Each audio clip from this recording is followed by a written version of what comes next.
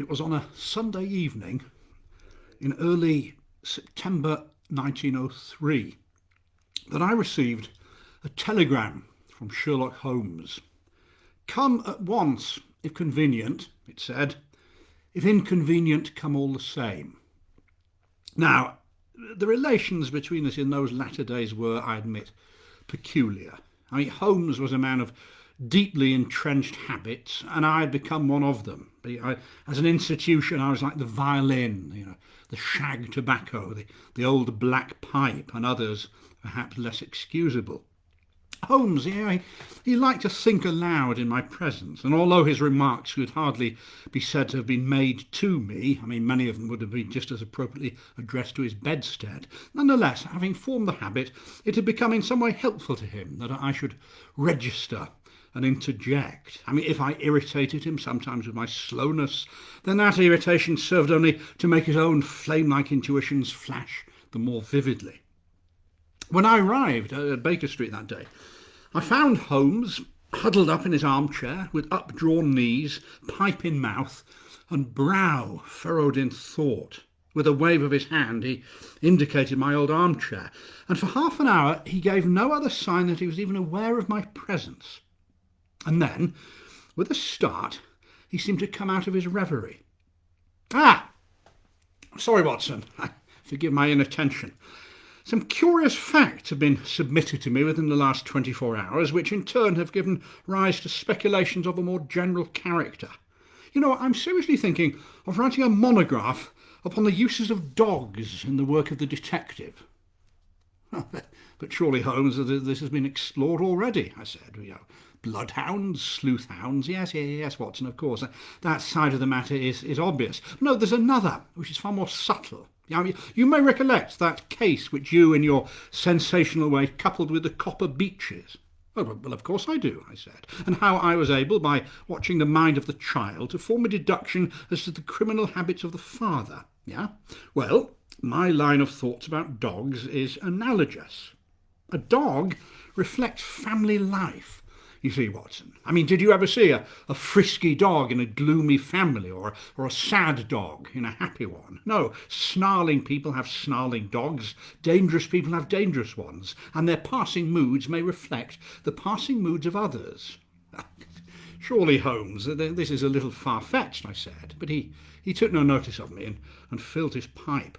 The practical application of what I've said is very close to the problem that I'm investigating. It's a tangled skein, and I'm looking for a loose end, and one possible loose end lies in this question. Why, my dear Watson, did Professor Presbury's wolfhound Roy endeavour to bite him? I think I must have sighed audibly, because Holmes looked across at me rather sharply. Same old Watson, eh? Still not learned that the gravest issues may depend upon the smallest things. But listen now. Is it not most strange, a matter for genuine consternation, that a staid, elderly philosopher, a Cambridge professor of physiology no less, a man of vast reputation and intellect, should have been twice attacked, seriously attacked, by his own devoted wolfhound? What do you make of it, Watson? Well, the dog is probably ill, but no, he attacks no one else. Nor does he molest his master except on certain occasions. No, it's curious, Watson. It's very curious. But young Mr. Bennet is before his time. I'm sorry, I'd hoped to have a longer chat with you before he came. A ring at the bell was followed by a quick step on the stairs, and a moment later a young man of about 30 entered the room. He was a handsome fellow, tall and well-dressed, but with something in his bearing perhaps which suggested more the student than the man of the world. He shook hands with Holmes, and then he looked with some surprise at me.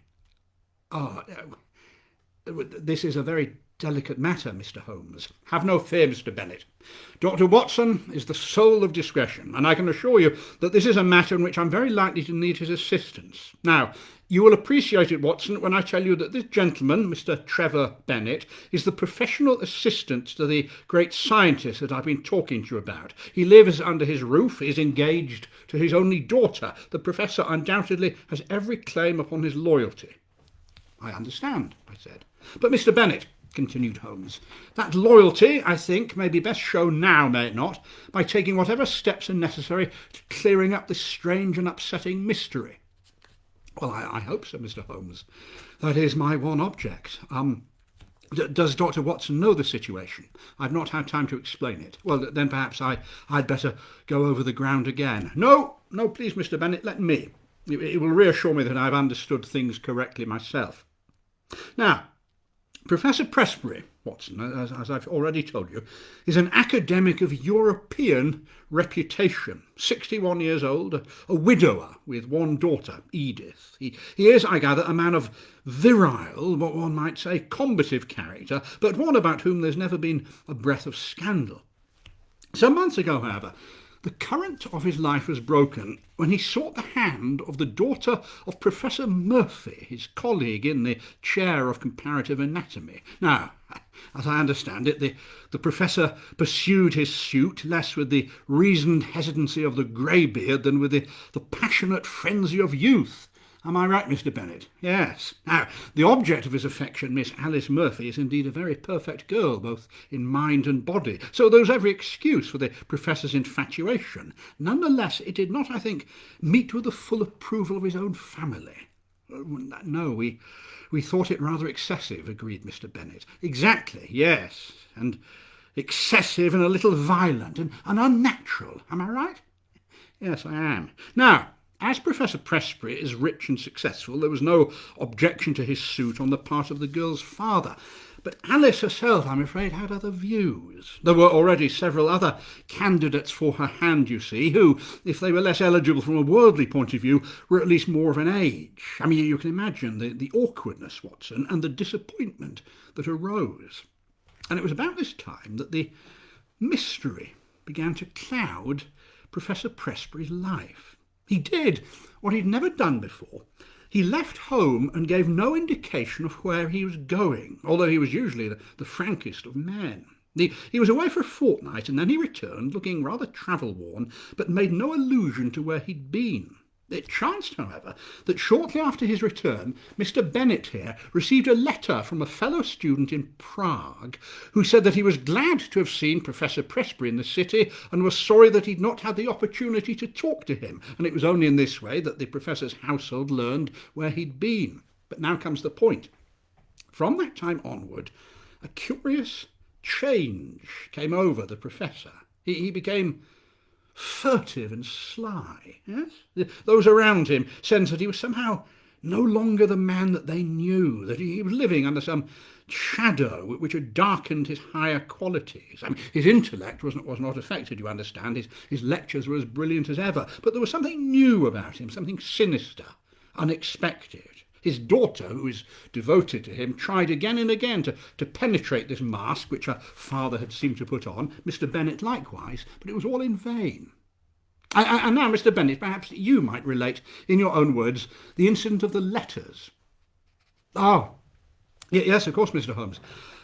Well, I mean, you must understand, Dr. Watson, that the professor has or had no secrets from me. As his secretary, I handle every paper that comes to him. I mean, if I were his own son, I could not more completely have enjoyed his confidence. But shortly after his return from Prague, well, all this changed.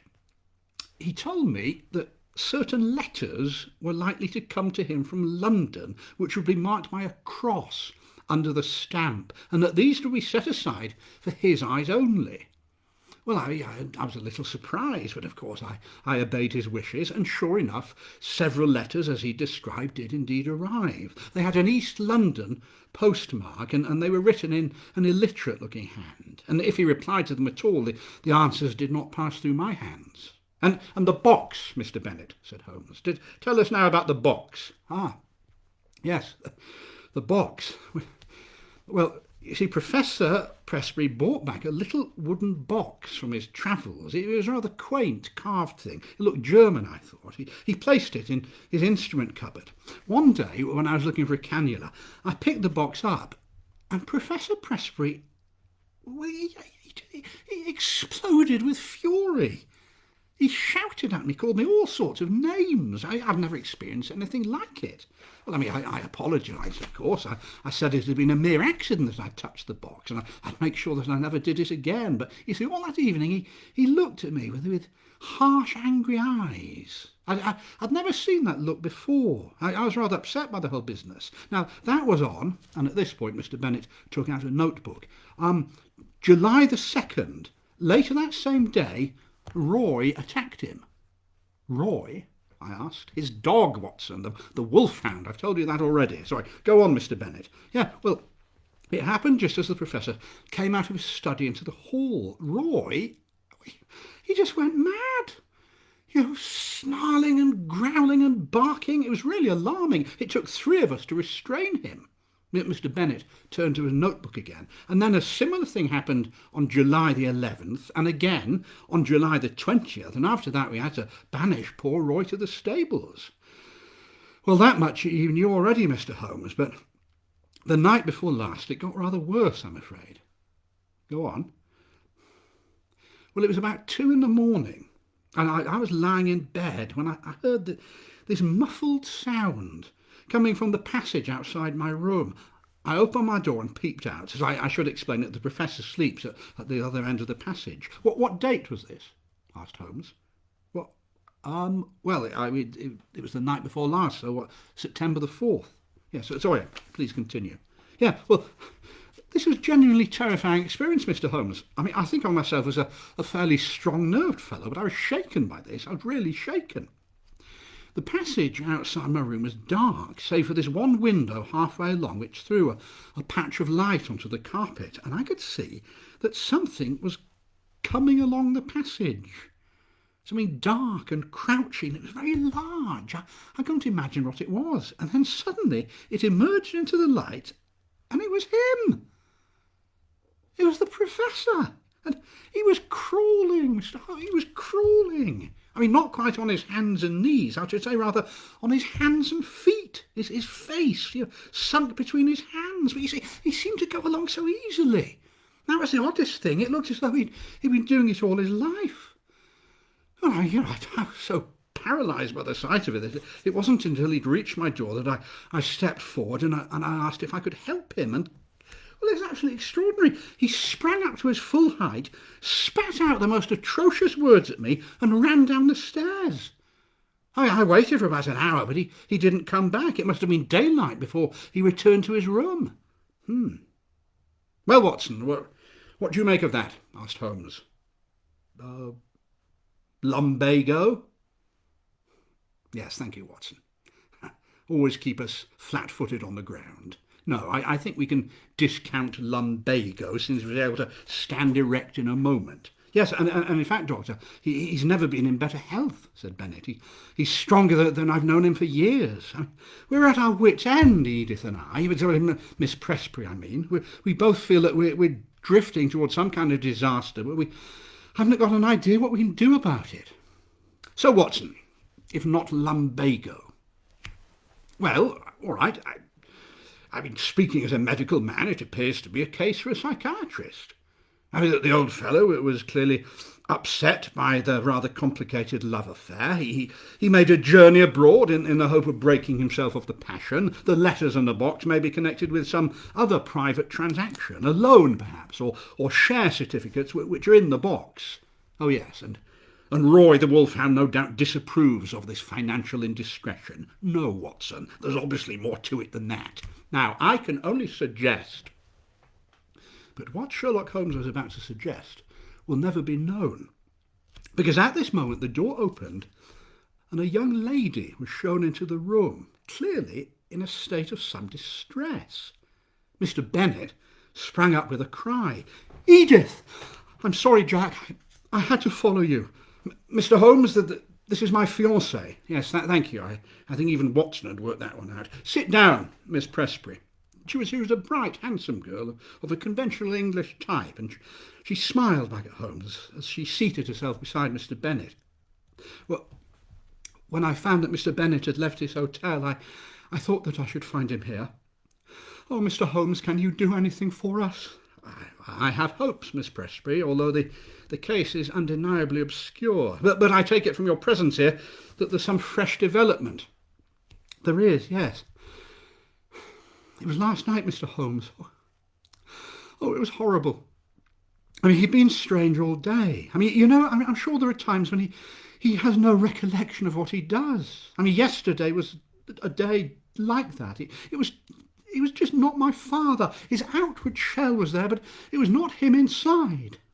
Yet go on, Miss Presbury. Well, I was awakened in the middle of the night by the dog. Poor Roy, he's chained up now near the stable, and he was barking furiously, really howling away. Now, my room's on the second floor. I had the blinds of my window up, and I was lying there, looking at the square of moonlight, listening to the frenzied barkings of the dog, when I was horrified to see... Oh, Mr. Holmes, I nearly died. I saw my father's face at the window, looking in at me. I mean, there it was, pressed against the glass pane, and one hand seemed to be raised as if it was about to push the window up. This was no delusion, Mr. Holmes. I can assure you of that. If that window had opened, I think that I would have gone mad. I dare say that it was for 20 seconds that I lay paralysed and watched that face, that terrible visage with my father's features, but none of his humanity. And then it vanished. I mean, I lay cold and shivering till morning time, scarcely able to move. At breakfast, father made no allusion to anything happening in the night, and I didn't mention it either, but I gave him an excuse for coming to town, and here I am. And you say that your room is on the second floor, Miss Presbury. Is there a ladder in the garden? No, Mr. Holmes, that's the wonder of it. There's no possible way of reaching the window, and yet there he was. And this was last night, September the 5th. Said Holmes. Sorry, that's the second time you've alluded to the date, Mr. Holmes, said Bennet. Are you thinking of some connection between the professor's behaviour and the phases of the moon? That's very good, Mr. Bennet. No. Although, if I could borrow your excellent notebook for a while, I'd be very grateful, for, as you say, the dates do indeed interest me. Thank you very much. Well, I think our next line of action is clear. We must call upon Professor Presbury ourselves. Excellent, said Mr. Bennet, but I must warn you, Mr. Holmes, he can be rather irascible at times, and particularly of late. Fear not, Mr. Bennet, I've come across plenty of such men before. Tomorrow we'll see us in Cambridge. You are coming, aren't you, Watson? I believe that a number of rather fine taverns have established themselves to serve the scholar community of that fair town, although I fear that our lot for the next few days may lie in less pleasant places. Well, Monday morning found us on the train, although Holmes made no mention of the case until we'd arrived at Cambridge. I think, Watson, that we can catch the professor just before lunch.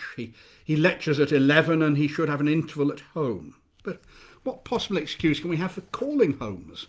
Well, Holmes glanced at Bennet's notebook. Well, I see that there was a period of excitement on August the 26th. His daughter suggested that he's a little hazy about what he does at such times. I think if we insist that we are there by appointment, he will hardly venture to contradict us. Have you the effrontery to put it through? Well, we can but try, I said. Excellent, Watson. Compound of the busy bee and excelsior. We can but try. The motto of the firm. Well, a hansom swept us past a number of ancient colleges, and finally, turning into a tree-lined drive, it deposited us outside the door of a large house covered with purple wisteria. Even as we pulled up, the grizzled head appeared at the front window, and we were aware of a pair of keen eyes under shaggy brows surveying us through large horn-rimmed glasses. A moment later we were in the mysterious scientist's sanctum, and he was standing before us, a portly, large-featured man, grave, tall and frocked coat, with that dignity of bearing that his profession demands. His eyes were his most remarkable feature, keen, observant, clever, you might say, to the point of cunning. He looked at our cards. "Pray sit down, gentlemen. What can I do for you?" Holmes smiled amiably. Well, that was rather the question which I was about to put to you, Professor. To me, sir? Aye, sir. Explain yourself, sir. Well, possibly there is some mistake, said Holmes, but I'd heard that Professor Presbury of Cambridge had need of my services. Indeed. It seemed to me that there was a malicious sparkle in those intense grey eyes. You heard that, did you? And may I ask the name of your informant? No, I'm sorry, Professor. That matter was confidential. If I have made a mistake, then there's no harm done. I can only express my regret. Not at all. I should wish to go further into this matter, Mr. Holmes. It interests me. It interests me very much. Now, have you any scrap of writing, any letter or telegram to bear out your assertion? No, I have not. I presume that you do not go so far as to assert that it was I who summoned you. I'd rather answer no further questions. I dare say not. However, that particular one can be answered easily enough without your aid, Mr. Holmes. Bennett! The door opened and our young friend entered. These two gentlemen have come from London, a detective and a doctor, according to their cards. They're under the impression that they have been summoned here. You handle my correspondence. Have you a note of anything going out to a person named Holmes? No, sir, Bennett answered with a flush. Well, that is conclusive. Now, gentlemen, it seems to me that your position here is a questionable one. Holmes shrugged his shoulders. Well, I can only repeat that I am sorry that we have made a needless intrusion. Hardly enough, Mr. Holmes! The old man suddenly cried out in a high, screaming voice. Hardly enough! He got between us and the door as he spoke, shaking his hands in a furious passion. His face was convulsed, and he grinned and gibbered at us in a senseless rage. You can't get out of it as easily as that, I'm afraid. I'm convinced that we would have had to fight our way out of the room had not Mr. Bennett at that moment intervened. My dear Professor, please, he cried. Okay, consider your position, Professor. Mr. Holmes is a well-known man. Well, it did the trick. Sulkily, our host cleared the path to the door, and I, for one, was relieved to find myself soon in the quiet of the tree-lined drive. Holmes himself seemed greatly amused by the episode. Oh dear, oh dear, oh dear. Our learned friend's nerves are somewhat tender, it seems, Watson. Perhaps our intrusion was a little crude, but we've gained that personal contact which I desired, and oh dear, perhaps the Professor had more to say. There were the sounds of running feet behind us, but to my relief it was only Bennett and not his formidable employer who appeared round the curve of the drive. He came up to us, panting. I'm so sorry, Mr. Holmes. God, I've never seen him more dangerous, but you can understand now, can't you, why Edith and I are so alarmed? And yet, you see, his mind is perfectly clear. Oh, indeed, said Holmes. Much clearer than I had anticipated. By the way, before we go, can you show us the window of Miss Presbury's room? Mr. Bennett pushed his way through some shrubs, and we had a view of the side of the house. There, he said, it's the second one on the left. Indeed. It hardly seems accessible at all. And yet you will observe, Watson, that there is a creeper below and a water pipe above, which might give some foothold. I couldn't climb it myself, I said. Quite. It would be a dangerous exploit even for a thin man.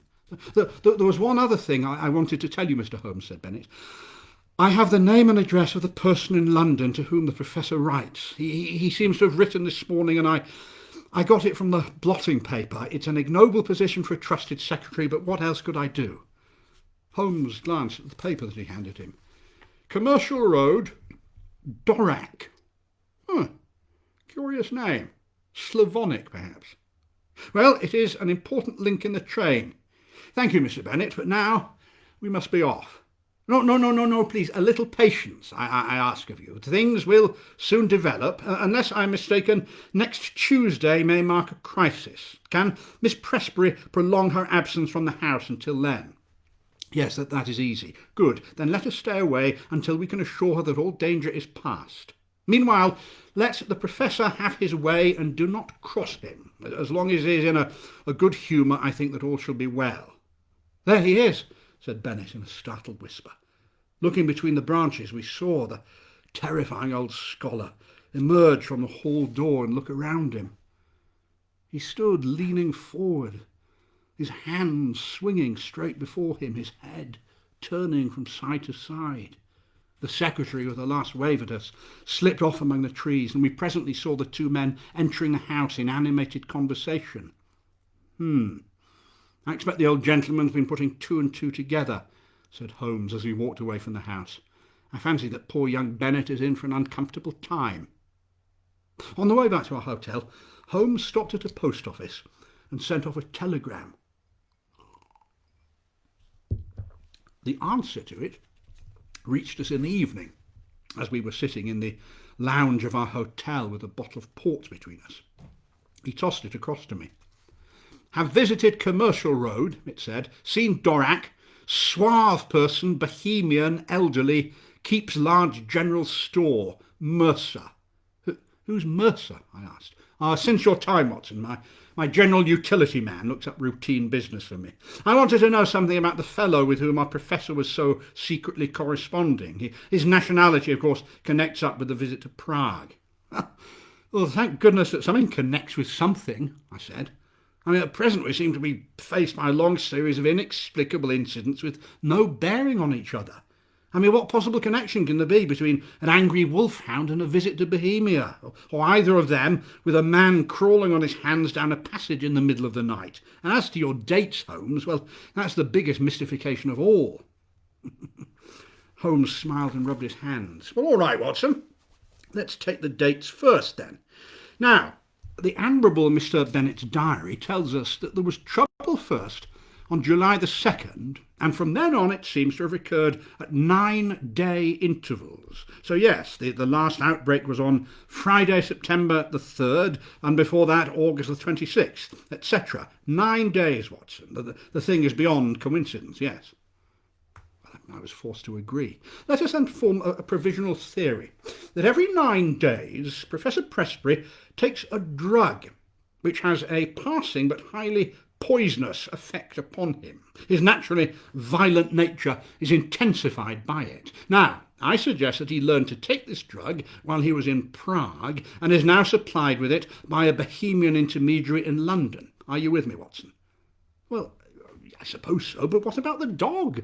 The face at the window, the creeping man in the passage. Yes, well, all right, Watson, you're quite right, but we have made a beginning at least.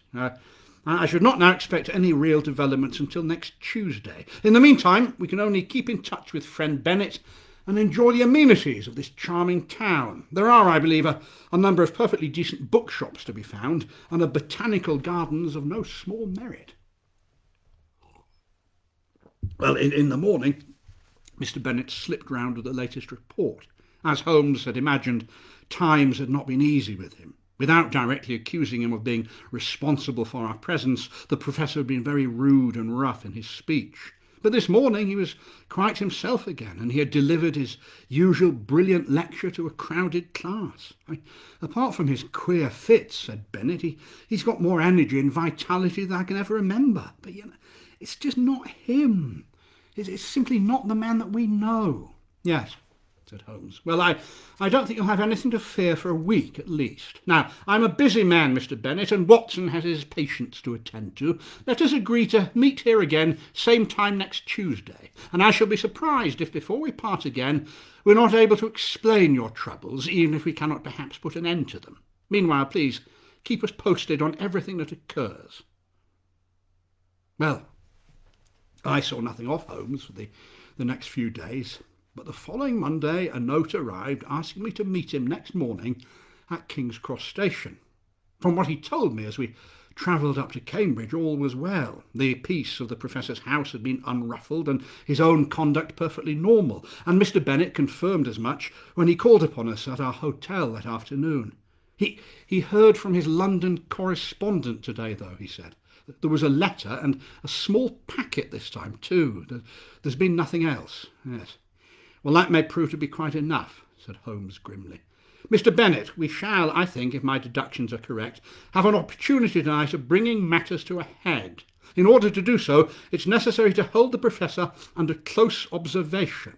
I would suggest, therefore, that you remain awake tonight and on the lookout. Should you hear him pass your door, do not interrupt him, but follow as discreetly as you can. Dr. Watson and I will not be far off. Now, by the way, where is the key to that little box of which you spoke? Upon the Professor's watch chain. Well, I fancy our researches must lie in that direction. At worst, the lock should not be very formidable. Have you any other able-bodied man on the premises? Yeah, well, there's the coachman, MacPhail. He sleeps over the stables. Good.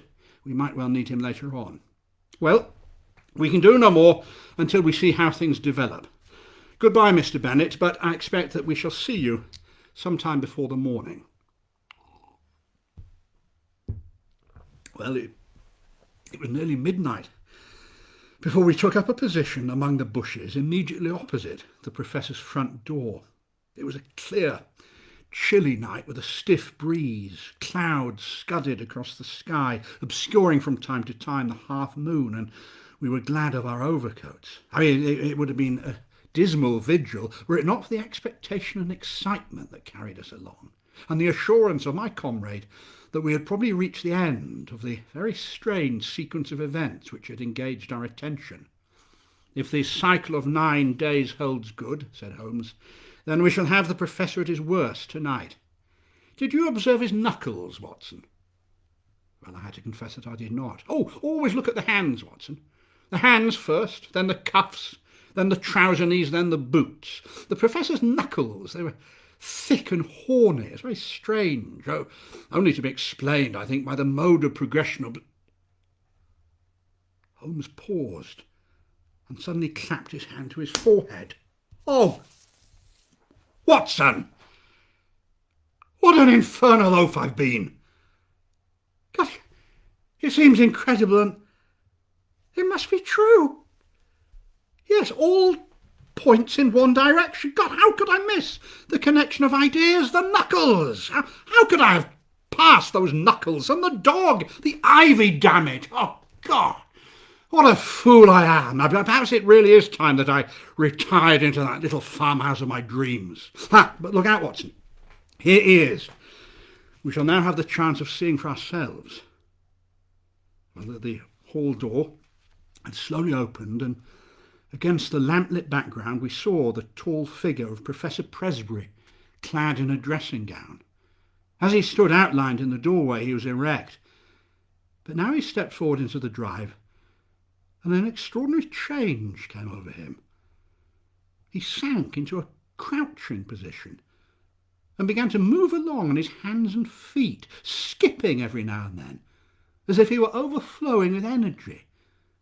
He moved along the face of the house and round the corner, and as he disappeared, Bennet slipped through the hall door and softly followed him. "Come on, Watson," said Holmes, and as we stole as softly as we could through the bushes until the other side of the house came into view. In the moonlight, we could see the Professor crouching at the foot of the ivy-covered wall, and suddenly he began, with incredible agility, to ascend it. From branch to branch he sprang, sure of foot and firm of grasp, climbing apparently in the mere joy at his own powers, with no definite object in view. With his dressing gown flapping on either side of him, he looked like some huge bat, glued against the side of his own house, a great square dark patch upon the moonlit wall. Presently he seemed to grow tired of this amusement, and dropping from branch to branch, he squatted down in the old attitude and moved towards the stables, creeping along in the same strange way as before. Roy was out now and barking furiously, and he grew more excited than ever when he caught sight of his master. He was straining on his chain, trembling with eagerness and rage. The Professor squatted down very deliberately just out of reach and began to provoke him in every possible way. He took handfuls of pebbles from the drive and threw them in the dog's face. He prodded him with a stick, flicked his hands a few inches from the gaping mouth, and endeavoured in every way to increase the animal's fury, which is already beyond all control. In all our adventures, I do not think I ever saw a more grotesque sight than this distinguished older man crouching frog-like upon the ground, and goading the already maddened hound to ever wilder exhibitions of passion. And then in a moment it happened. It wasn't the chain that broke, it was the collar that snapped. We heard the rattle of falling metal, and the next instant dog and man were rolling on the ground together, the one roaring in rage, the other screaming in a shrill falsetto of terror. It was a narrow thing for the professor. Roy's fangs had bitten deep into his throat, and he was senseless before we could drag the two apart. And it might have been a dangerous task for us too, had Bennet's voice not brought the great wolfhound instantly to reason. The uproar had brought the coachman from his room above the stables. "I'm not surprised," he said, shaking his head. "I've seen him at it before, but I knew that Roy would get him sooner or later." Well, Roy was secured, and together we carried the professor up to his room, where Bennet helped me dress his torn throat. The teeth had passed dangerously close to the carotid artery, and the hemorrhaging was serious, but in half an hour the immediate danger was past. I'd given the patient an injection of morphia, and he'd sunk into a deep sleep. Then, and only then, were we able to take stock of the situation. I think a surgeon should see him," I said. "Oh, no, for God's sake, no, please," cried Bennet.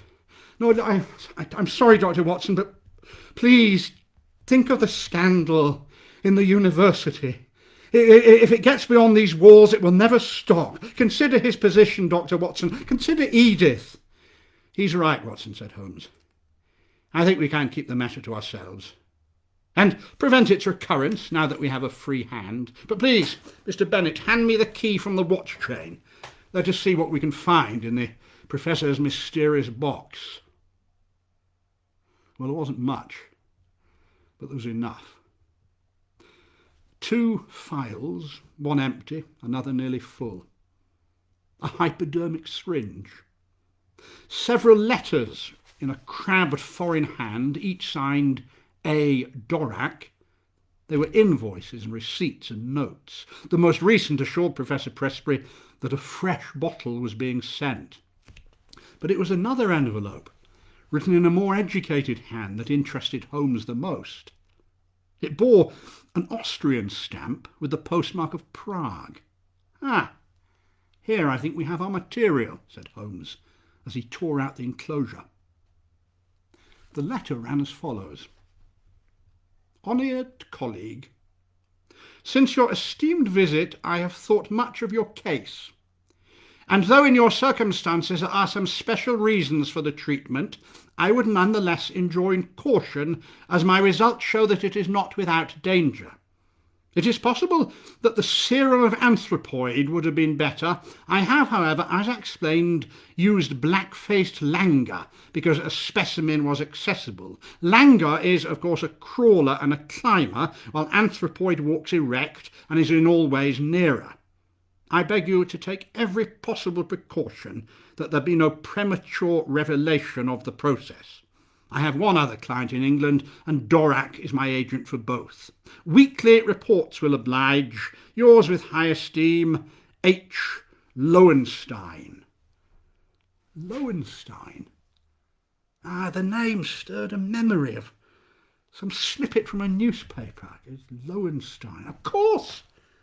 Lowenstein of Prague, who was striving for the secret of rejuvenescence and the elixir of life. Lowenstein, with the wondrous strength-giving serum tabooed by the profession because he refused to reveal its source. In a few words, I told Holmes what I remembered. Bennet, meanwhile, had taken a manual of zoology from the shelves. "Langur," he read, "the great black-faced monkey of the Himalayan slopes, biggest and most human of climbing monkeys." Good grief! Oh. Well, thanks to you, Mr. Holmes, it seems that we have traced the evil to its source. "Yes," said Holmes. "The real source, of course, lies in that untimely love affair, which gave our impetuous professor the idea that he could only gain his wish by turning himself into a younger man. When one tries to rise above nature, I suspect that one is all liable to fall below it. The highest type of man may revert to the animal if he leaves the straight road of destiny. Holmes sat musing for a while with the phial in his hand, looking at the clear liquid within.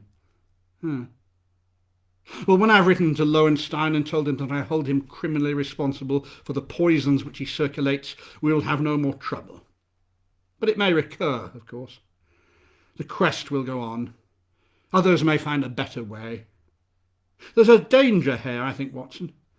A very real danger to humanity.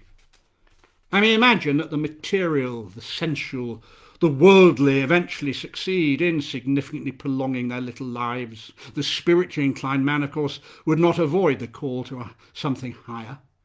It would be the survival of the least fit. Then what sort of a cesspool may not our poor world become?